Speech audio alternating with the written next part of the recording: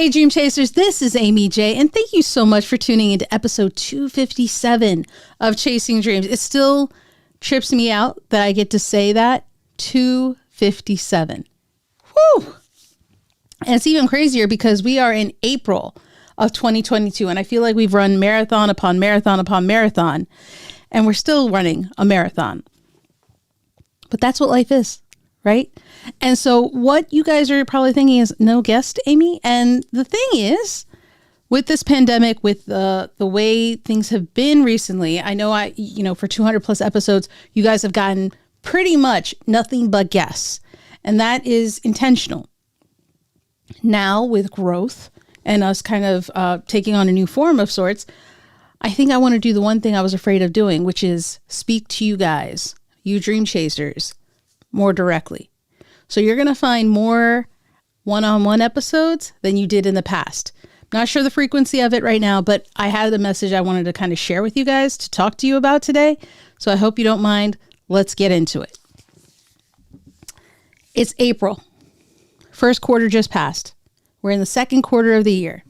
And I think some of us are in different points in our life. Some are in your 20s, some are in your 30s, some are in your 40s, 50s, 60s, right? And you're feeling some kind of way. And I have a name for it. You're feeling some kind of way. And some people say midlife crisis. Some will say, early midlife crisis, right? It kind of ends up being this midlife crisis. And I just want to nip that in the bud. It's just the name the society has given. Whatever. Brush that aside. You're feeling something. That's cool. It doesn't have to have a label. But if we're going to put a label, I don't think midlife crisis is the name. I think what you're suffering from really is comparisonitis. Yeah, comparisonitis. It's a very dangerous itis, but it's one that can be cured with time and practice. And so we're going to talk about that today because, one, you need to understand what comparisonitis is. It is when you look at your life and then you go and look at other people's lives, people who are your age, people who are a little bit older, people who are younger than you. And you're thinking, how did they get to where they are? And how am I where I am? I did everything right, yet they are, according to social media, thriving. This is a very common thing that we all go through. It happens very often when we are not secure with where we are in life, when we are not happy with what we have going on.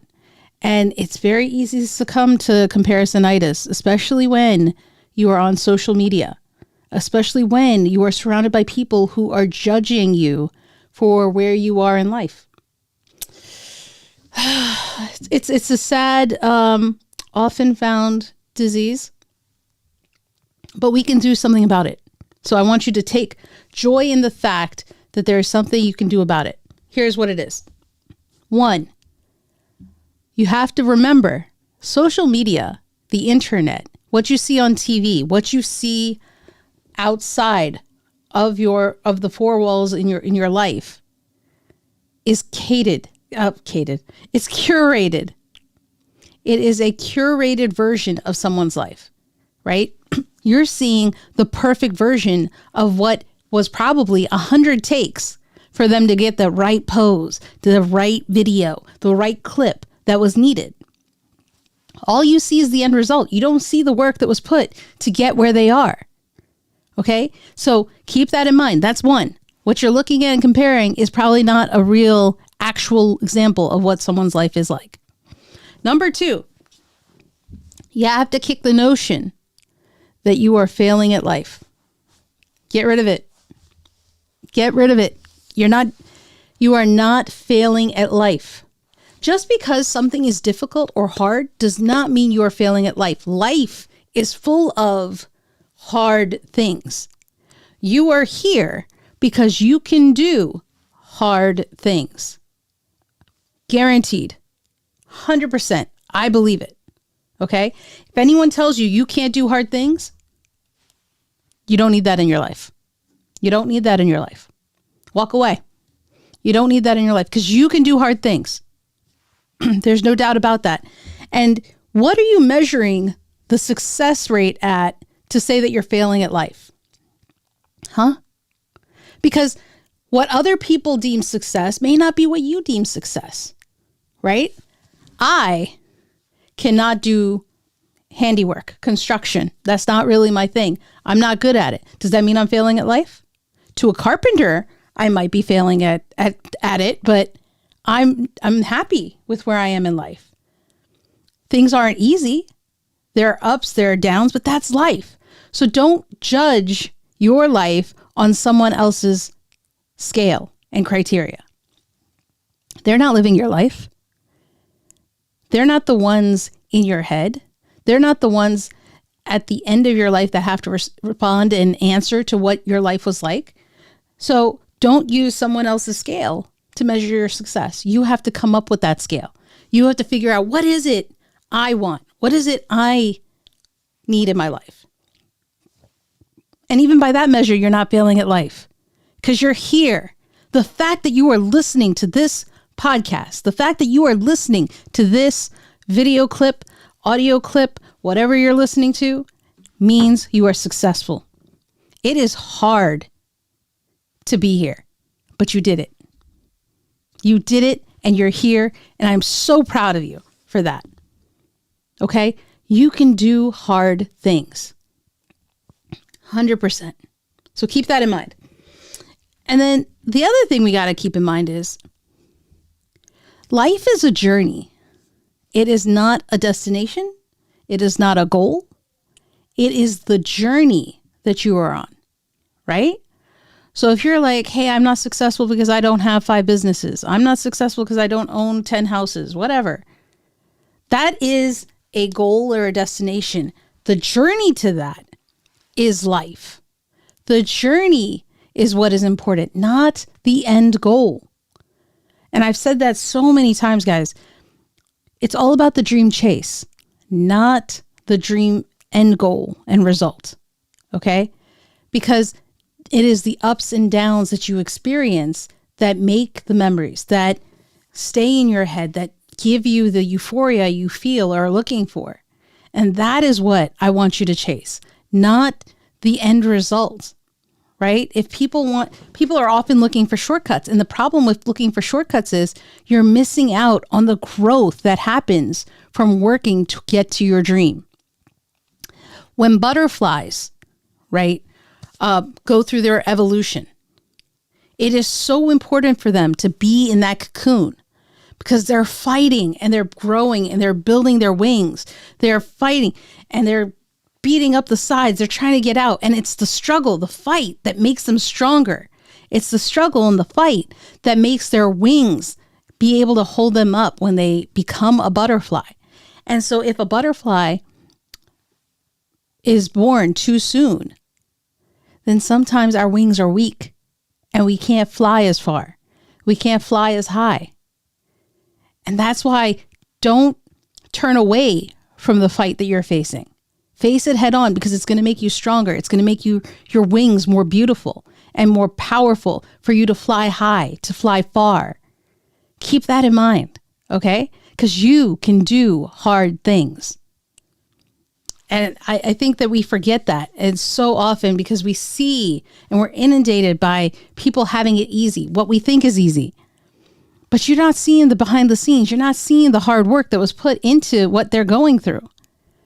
So keep that in mind also, guys. They have earned whatever they did. They have gotten it however they got it. It doesn't matter. You do you. Focus on you, not other people. There's so many times that people are looking for like the quick fix, the quick thing, right? Because life is a journey, you have to look at each day. Live each day to the fullest. Carpe diem. Make the most of every day that you have because that is what's going to make the life when you look back and say, man, I had so many moments of joy.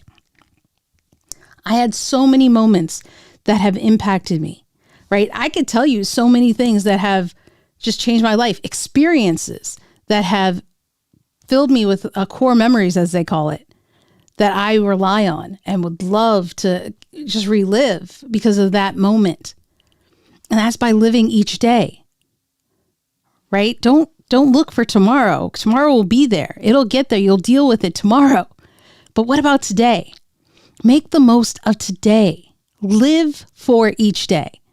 That's what you guys have to do. And, and when we dream chase, we're so focused on that goal that we lose sight of the path in front of us, the journey, the moments, the expression, the memories we're creating. That's what you need to capture. Come back to the basics. Come back to the basics with me, right? Think long term, but act short term. Implement in the short term, right? Long term, I want to be able to retire and do X, Y, and Z. In the meantime, right now, I'm going to focus on what I'm doing right now. That's for me, right? So if I long term want to be a business owner, I'm going to work on steps to get there in the long run. But the short term are the things that have given me experience as an entrepreneur, meeting so many people, traveling, having experience, having failures as well, right? Because you can't have the good without the bad. In case you forgot, come back to the basics with me. You have to have the good. You're going to get some bad, because life is hills and valleys. That's what it is. It's not easy for anybody, because you can do hard things. Okay. Remember that. I want to talk about this once again, because I think some of us have forgotten. And I think some of us, here's the thing. One of the things I think was a failing for me in my 20s was the arrogance of thinking that I knew it all. The arrogance of thinking I had the answers. The arrogance of thinking that I could handle whatever was to come. And I could, but I think it was the fact that I thought I could do it on my own. Not without the sound advice of those who have been there, done that. Not without the sound advice and wisdom of those who have come before me, right?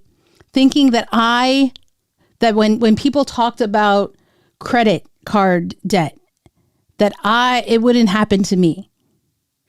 Never me. I know better than those people who failed or fell to credit card debt. That is the downfall for so many of us, okay? It is what it is. If that is what happened to you or something similar, it's okay. You can always pivot and change direction, right? You can always move around, change, and focus. But because of that, I think that arrogance can still stay with us in different things. So for example, this is what I want to say, and why I said that, set up that story to share is, I need you to take the arrogance of thinking that you can do it all, especially if you are a caregiver, a parent, a uncle, aunt, guardian, husband, wife, spouse, all of y'all. Listen to me. Just for a moment, give me the benefit of the doubt.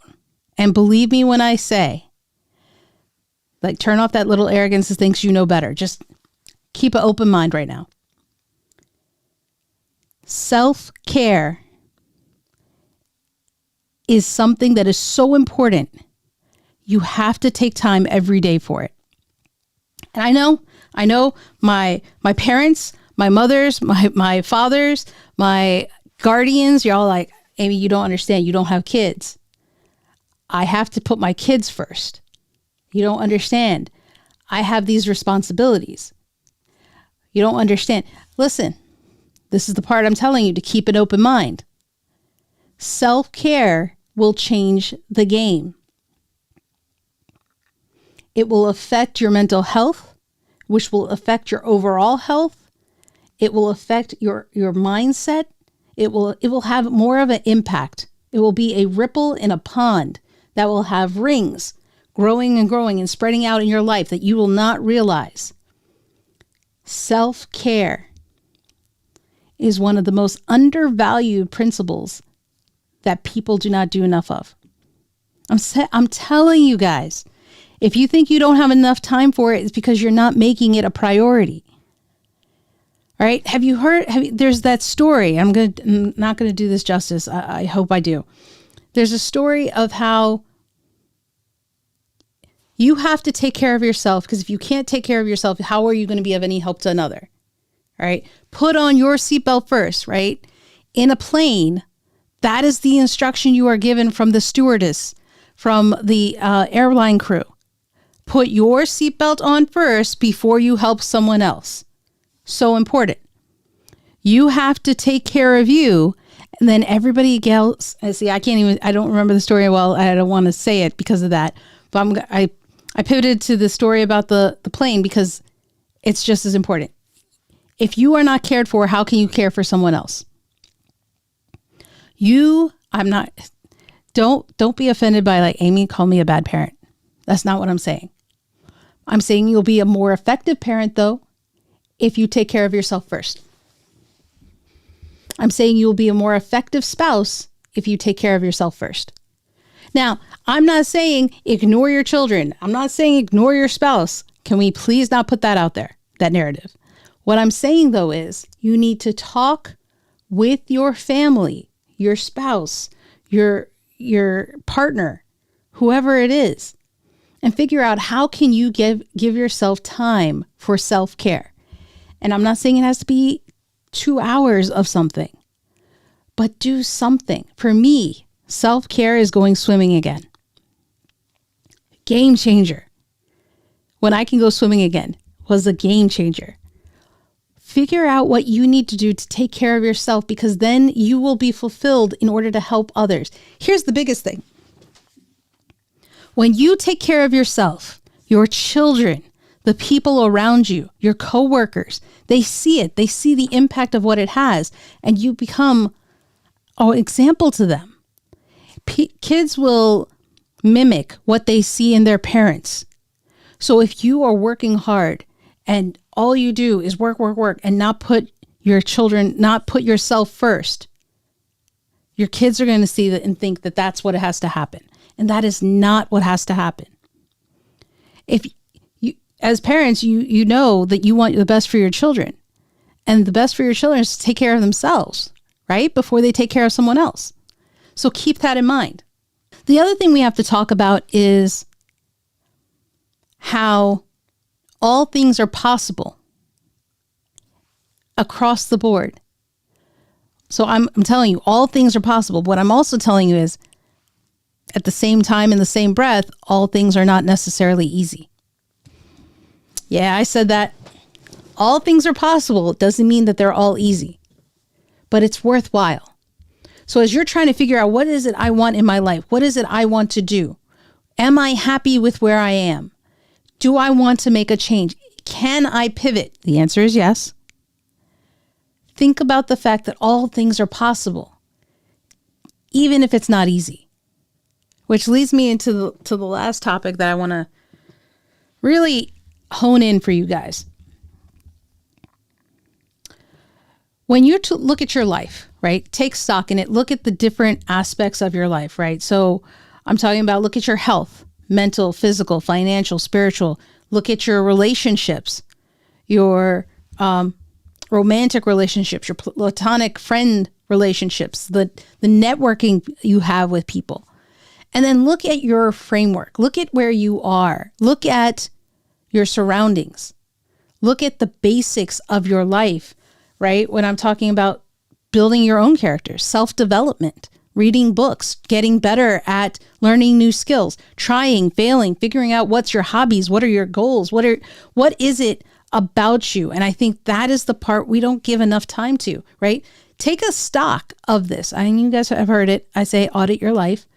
Do that kind of a thing, and know that you can pivot at any point in time in your life. You have that power. I want to empower you now to say you have the power to pivot 100%, but you won't, because you guys are so focused on the negative of what will happen if you pivot. You're focused on what can go wrong if you pivot. You're focused on how hard it is if you pivot. You're so focused on the things that could, on the impact it has on other people, right? I'm going to disturb their lives if I do this. You're so focused on other people that you're not focused on yourself. And this is the problem. So what I want you to do is, I want you to focus on what would happen if you made the pivot. How can your life change if you made the pivot? And again, I'm going to come back to the fact that I'm talking about your life, not other people's lives.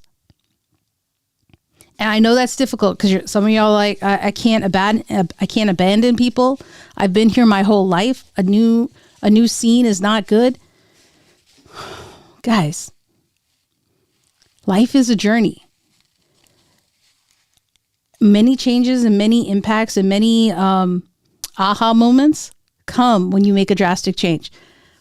Think about it before you jump in, but know that it's possible. Know that you can do it. Know that making the change may cause initial tough times, initial ruffled feathers. But when you get past that hump, when you get past and you walk up and you climb that hill, the view is spectacular. Good things will happen.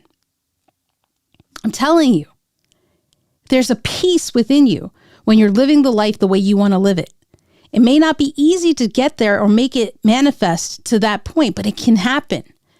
And I need you all to think about that because I think some of us are going through some things, right? Comparisonitis is dangerous, especially when you got wedding season coming up, when you have people having babies, when you have people buying houses, people changing jobs. All of these things can have an impact. When you see other people, in your opinion, who are thriving, because they're not going to show you the bad stuff, right? All you see is the good.